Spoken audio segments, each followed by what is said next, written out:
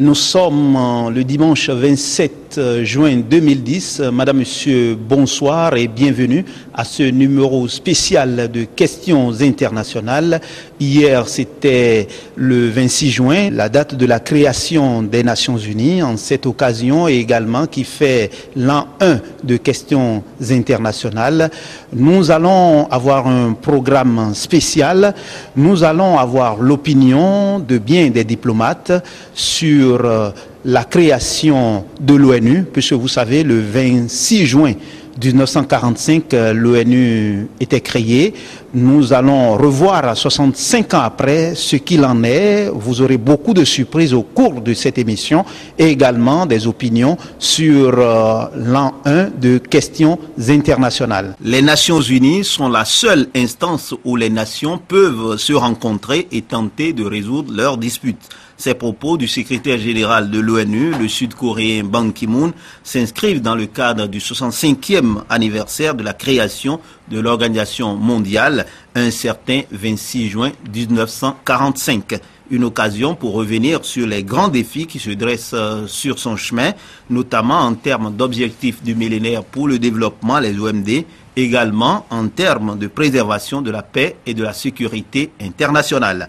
On se rappelle, comme si c'était hier, de l'euphorie générale qui s'est emparée du système des Nations Unies au passage à l'an 2000. Il était question non seulement de refondre l'ONU, mais encore et surtout d'amener les plus riches à venir en aide aux pays en développement. D'un côté, il s'agit concrètement d'établir les bases d'un nouvel ordre mondial où les Nations Unies vont désormais prendre des décisions courageuses en matière de réforme du Conseil de sécurité, de règlement des conflits mondiaux, de lutte contre le réchauffement climatique et contre la prolifération nucléaire. De l'autre côté, les grandes nations du monde ont promis mettre la main à la pâte pour que d'ici à 2015 soit réduit de moitié le nombre de personnes qui subissent les affres de la pauvreté, de la famine et des maladies, le nombre de femmes qui meurent en voulant donner la vie et les enfants qui passent de vie à trépas avant que d'avoir 5 ans. Décupler par contre le nombre de personnes qui ont accès à une éducation digne du nom, à un emploi décent, à un toit et à un environnement durable, sans oublier la notion genre, la promotion de l'égalité homme-femme. À 5 ans de l'échéance 2015 et à la veille de l'anniversaire de la création des Nations Unies, on peut se rendre à l'évidence de ce que l'ONU a encore du pain sur la planche. D'une part, et comme le souligne à raison Ban Ki-moon, de grands progrès ont été accomplis sur un certain nombre d'entre les OMD. Au jour d'aujourd'hui, les personnes qui vivent dans une extrême pauvreté sont passées de 46% en 1990 à 27% en 2005. Le nombre d'enfants des pays en développement ayant accès à l'enseignement primaire est d'environ 89%. En 90, il est établi que 12,5 millions d'enfants de moins de 5 ans meurent chaque année. Depuis 2008, ils avoisinent les 8,8 millions. Des chiffres qui font cependant pâlir les plus exigeants, mais qui constituent une avancée quand même dans la marche du monde, s'il n'était pas utile de préciser que la crise économique mondiale vient comme pour plomber les efforts de la communauté internationale dans ces différents domaines, surtout qu'elle vient s'ajouter à une crise alimentaire patente. Et un peu à cause de cela, d'autre part, et c'est là où le bas blesse le plus, en matière de protection de la mer, de lutte contre la famine et de l'accès de tous dans un environnement sain, les résultats sont on ne peut plus dramatiques. Depuis 2009, le monde a atteint le seuil fatidique du milliard d'affamés. La moitié des populations les plus pauvres du monde, évaluées à environ 2,6 milliards d'âmes, n'ont ni toilettes ni latrines. Concernant précisément les autres questions internationales que sont les conflits mondiaux, la réforme du système des Nations Unies, la lutte contre le terrorisme international, le réchauffement climatique et la prolifération nucléaire, lors de son séjour de 72 heures au Bénin, le secrétaire général de l'ONU, Ban Ki-moon, a reconnu à la fois la nécessité d'aller plus loin pour la paix et la difficulté qui est celle de son institution d'amener les uns et les autres à faire le pas vers un monde plus juste, à cause de la souveraineté des États. De toutes les façons, s'il est vrai qu'il faut créer l'ONU, si elle n'existait pas, il n'en demeure pas moins vrai qu'aux yeux des plus pauvres de la planète, Elle est une caisse de résonance des plus riches. Les Nations Unies, le général de Gaulle en parlait comme d'un machin. Vrai ou faux, à chacun son commentaire. Il y a quelques jours, le secrétaire général des Nations Unies, son Excellence M. Ban Ki-moon, était au Bénin. À cette occasion, à l'aéroport international Bernardin Cardinal Ganty, il y a eu un point de presse. Nous y revenons à présent. Reform of the United Nations. To make this, La réforme des Nations Unies est une question clé. J'en ai parlé d'ailleurs avec le président Boni Yayi, qui lui aussi est d'accord qu'il faut procéder à ce changement. Il faut surtout que les membres trouvent une formule où l'Afrique soit comprise comme une partie représentée dans les Nations Unies, et c'est un message d'ailleurs que le président Boni Yayi a envoyé comme un des grands leaders du continent africain. Les membres des Nations Unies doivent trouver une formule et ils ont déjà entamé des négociations à cet égard, afin de refléter les aspirations et les besoins dans le changement. J'espère très sincèrement que les États membres trouveront cette formule, trouveront un accord pour refléter une Afrique démocratique au sein des Nations Unies, et en tant que secrétaire général, je ferai de mon mieux pour atteindre cette fin. À propos du changement climatique, j'en ai parlé à plusieurs reprises avec votre président Boni Yayi, même lorsque nous étions en train d'attendre dans le salon des VIP, nous en avons parlé. J'apprécie énormément l'engagement de votre président en ce qui concerne le changement climatique. Il s'agit d'un défi pour l'humanité tout entière, et pour l'Afrique tout particulièrement, qui subissent les conséquences les plus néfastes de ce phénomène sans en avoir été la cause.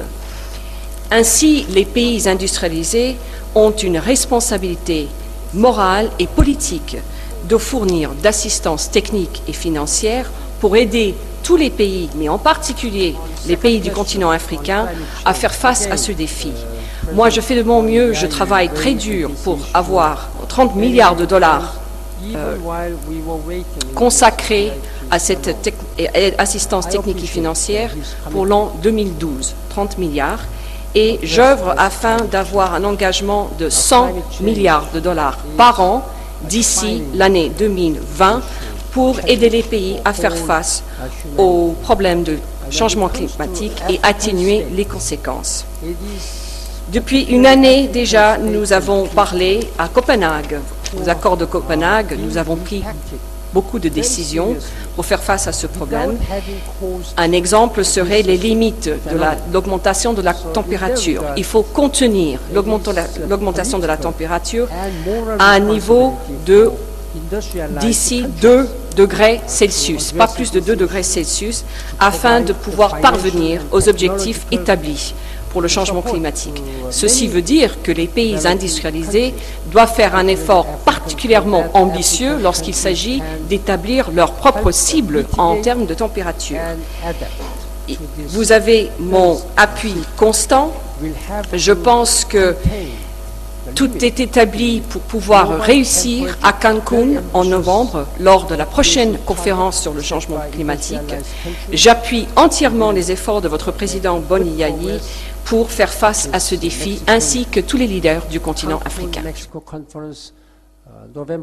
Vous venez de suivre, chers téléspectateurs de Questions internationales, la réaction du secrétaire général des Nations Unies, Ban Ki-moon, à l'occasion de sa visite au Bénin et surtout lors de son point de presse à l'aéroport international Bernardin Cardinal Ganty. Mais il n'y a pas que le secrétaire général des Nations Unies qui a réagi à cette occasion. Il y avait également le président de la République du Bénin, Dr Boni Yayi. Nous allons suivre sa réaction sur le système des Nations Unies. Sur le plan de la gouvernance mondiale, nous avons échangé sur le positionnement du continent africain dans les institutions internationales. Je lui ai fait part au nom de mes collègues, au nom de mes pairs, en lui disant que c'est une question fondamentale pour nous. Et j'en ai profité pour le dire d'ailleurs que le président Sarkozy, qui a présidé le sommet France-Afrique à Nice, a su nous rassurer. Et nous voudrions lui dire que nous félicitons le président Sarkozy parce qu'il s'est investi sur cette question-là. À côté de lui, joue le rôle de leadership, au même titre que les autres chefs d'État, pour que l'Afrique soit à part entière membre de toutes les institutions, que ce soit le Conseil de sécurité en termes de pays membres permanents du Conseil de sécurité, que ce soit au niveau du G8, que ce soit au niveau des institutions de Bretton Woods, le Fonds monétaire international, la Banque mondiale, qu'on revoie tout ça. Je lui ai dit cela. Le second point, les questions liées au climat, d'abord la sécurité, la paix, que nos frontières soient les frontières de développement. Et enfin, les questions liées au changement climatique, c'est-à-dire les conséquences liées au changement climatique, qu'il faut que nous sommes décidés à travailler à la renaissance de notre agriculture. Ben, il se pose à nous des problèmes d'adaptation au changement climatique. Et nous a rassuré que le sommet de Copenhague qui a eu lieu, eh bien ce sommet-là, en tout cas je lui ai dit, le Bénin a adhéré, parce qu'il nous a dit qu'il faut adhérer d'abord. Nous adhérons puisqu'il s'est investi dedans.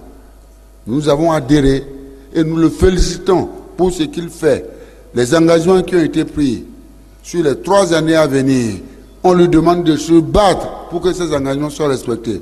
Et enfin, naturellement, la 4e année, les 100 milliards par an qui seront donnés. Donc voilà, mes chers amis, l'essentiel du message ou du contenu des discussions que nous avons eues. Une fois de plus, j'ai voulu, au nom de mon pays, dire merci au secrétaire général et prier, lui dire que le Bénin est en union de prière avec la communauté internationale pour que Dieu lui donne longue vie à lui, à sa famille, pour qu'il continue ce combat, pour que notre monde soit mieux gouverné pour le bonheur de nos peuples. Vous venez de le constater, très chers téléspectateurs, que ce soit le secrétaire général des Nations Unies, Ban Ki-moon, que ce soit le chef de l'État du Bénin, Dr Boni Yayi, tout le monde est d'accord pour dire que les Nations Unies, si elles n'existaient pas, il faudra les recréer, mais en même temps, les Nations Unies ont besoin d'être réformées, que ce soit le système des Nations Unies dans son ensemble,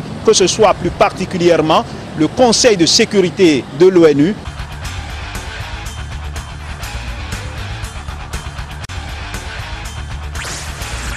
Nous allons voir ce que les diplomates accrédités au Bénin et des personnalités béninoises pensent du 65e anniversaire de la création des Nations Unies. Nous partons tout de suite. Merci beaucoup, M. Adjovi, de me poser cette question. C'est une question, bien sûr, assez vaste. Mais ce qui est clair est que les Nations Unies jouent un rôle extrêmement important. Et en même temps, c'est également clair qu'il faut encore renforcer ce rôle.